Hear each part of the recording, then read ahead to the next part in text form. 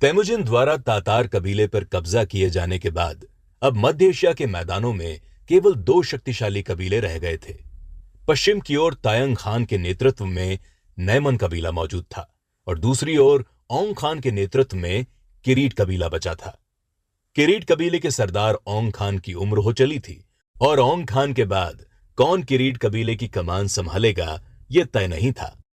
किरीट कबीले के सरदार औंग खान का बेटा इतना योग्य नहीं था कि वो कबीले की कमान संभाल सके। इसके अलावा वो कबीले के लोगों के बीच इतना लोकप्रिय भी नहीं था। तैमुजिन ने इस समस्या का समाधान निकालने की कोशिश की और अपने बेटे जोची का विवाह औंग खान की बेटी से करने का प्रस्ताव किरीट कबीले के पास भेजा।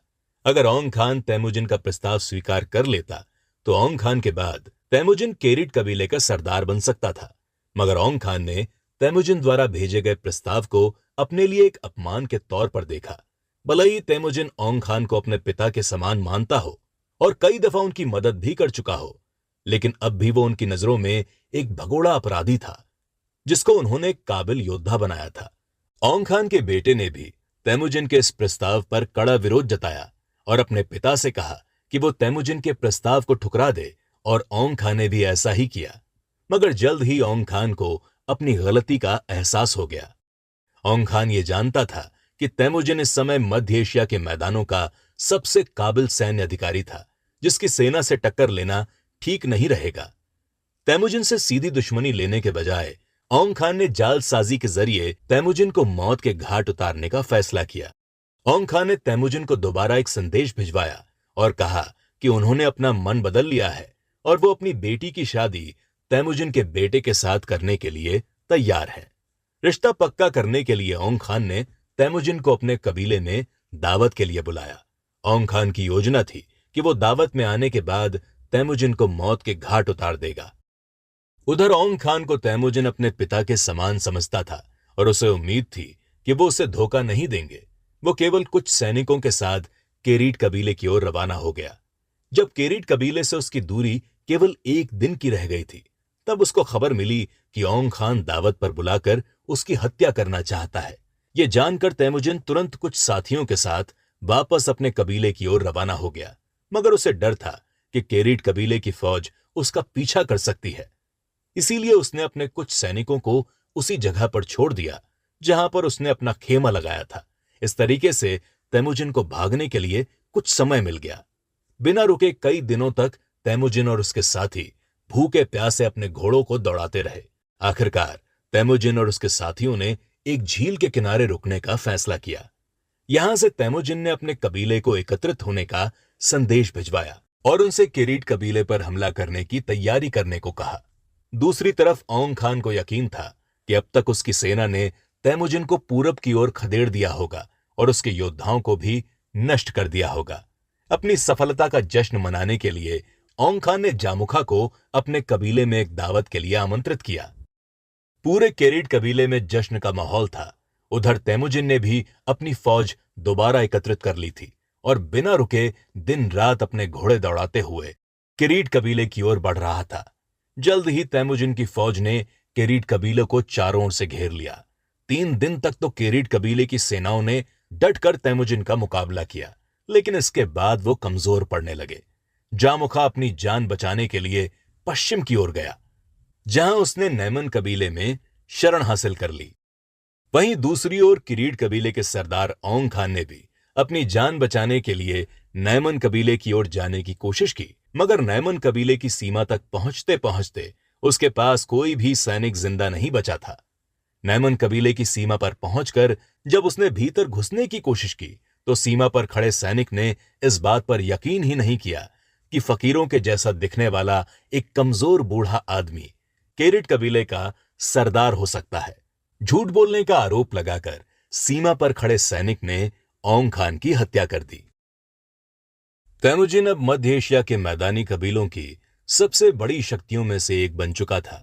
उसके सामने अब केवल नैमन कबीला ही बचा था। हालांकि नैमन कबीले के पास भारी संख्या में योद्धा मौजूद थे, जिनकी संख्या तैमुजिन के योद्धाओं से कहीं ज्यादा थी। अगर तैमुजिन मध्य एशिया के कबीलों को एक झंडे के नीचे एकजुट करना चाहता था तो उसकी राह में केवल नैमन कबीला बाधा बनकर खड़ा था। मंगोलिया के मैदानों पर कब्जा करने के लिए अंतिम युद्ध सन 1204 में शुरू हुआ। इस युद्ध में तैमुजिन ने पहली बार 10-10 सैनिकों के गुटों में अपनी सेना को बांटने की तकनीक का इस्तेमाल किया। क्योंकि नैमन की सेना तैमुजिन की सेना के मुकाबले कहीं ज्यादा बड़ी थी, इसीलिए तैमुजिन के लिए नैमन की सेना को सीधे आक्रमण के जरिए हराना लगभग नामुमकिन था। तैमुजिन की सेना नैमन की सेना के सामने एक पहाड़ी पर तैनात थी। तैमुजिन ने नैमन की सेना के हौसले पस्त करने के लिए अपने सभी सैनिकों को रात में 5 आग जलाने का आदेश दिया। रात को जब नैमन की सेना ने पहाड़ी की ओर देखा तो उन्हें ऐसा लगा कि उनके सामने एक विशाल सेना खड़ी है। इसके बाद युद्ध शुरू होने पर तैमुजिन ने छोटे छोटे हमले करके नैमन की सेना को कमजोर करने की योजना बनाई। तैमुजिन ने सुबह का सूरज निकलने से पहले अपने 10-10 सैनिकों का झुंड भेजकर नैमन की सेना पर हमला शुरू कर दिया। इन हमलों से नैमन की सेना लगातार कमजोर पड़ती गई। इस युद्ध में तैमुजिन ने पारंपरिक तकनीकों और अपने नए तरीकों का एक गठजोड़ बनाकर इस्तेमाल किया। तैमुजिन के सैनिकों को उस पर इतना ज्यादा भरोसा था कि उनके बीच एक कहावत मशहूर हो गई थी कि अगर तैमुजिन उन्हें आग के बीच भी लड़ने के लिए भेजेगा तो वो बिना सोचे समझे आग में उतर सकते थे। तैमुजिन के सैनिकों की वफादारी और उनकी तकनीकें आखिरकार नैमन की विशाल सेना पर भारी पड़ी और तैमुजिन ने नैमन कबीले को अपने कब्जे में ले लिया। नैमन कबीले के सरदार तयांग खान को मौत के घाट उतार दिया गया, लेकिन जामुखा एक बार फिर से जंगलों में भागने में सफल रहा। मगर अब जामुखा को शरण देने के लिए मध्य एशिया के मैदानों में कोई भी ताकतवर कबीला नहीं बचा था। तैमुजिन मंगोलिया का सबसे ताकतवर सरदार बन चुका था, जिसके बाद सभी कबीले उसी के नेतृत्व में रहने लगे। सन 1205 में जंगलों में भटक रहे जामुखा और उसके साथी कहीं भी शरण ढूंढने में सफल नहीं हो पाए। आखिरकार जामुखा के साथी हताश हो गए और उनको जामुखा पर भरोसा नहीं रहा।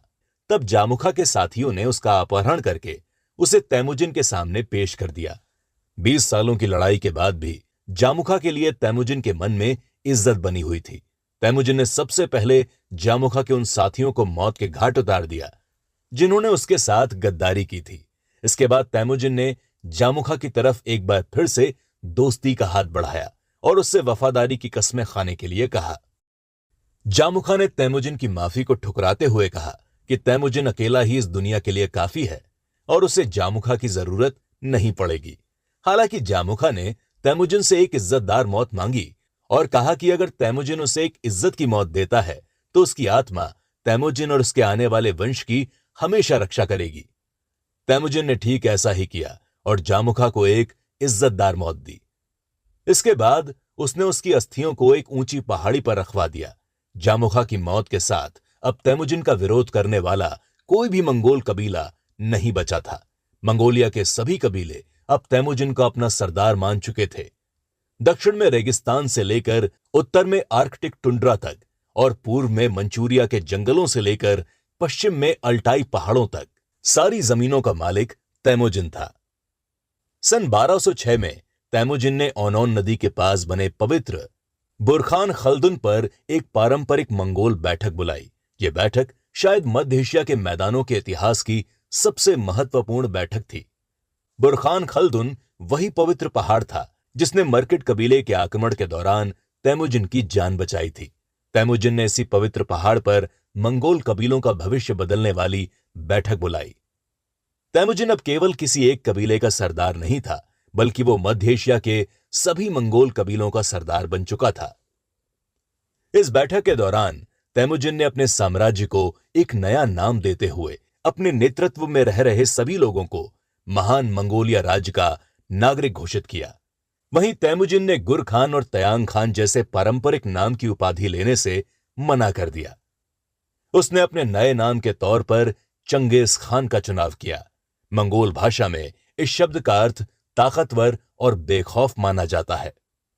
चंगेज खान अब आधुनिक पश्चिमी यूरोप के बराबर आकार के साम्राज्य का मालिक बन चुका था, लेकिन बाहरी दुनिया ने इस पर अधिक ध्यान नहीं दिया।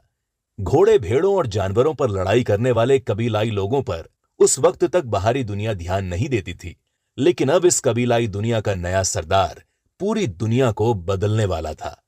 मंगोलिया को एकजुट करने के बाद अब चंगेज खान की नजरें बाहरी दुनिया पर टिक गई थीं। तो चलिए हमारे अगले एपिसोड की ओर, जिसमें हम ये जानेंगे कि चंगेज खान ने कैसे बाहरी दुनिया पर कब्जा जमाने की शुरुआत की और महान मंगोल साम्राज्य की नींव रखी।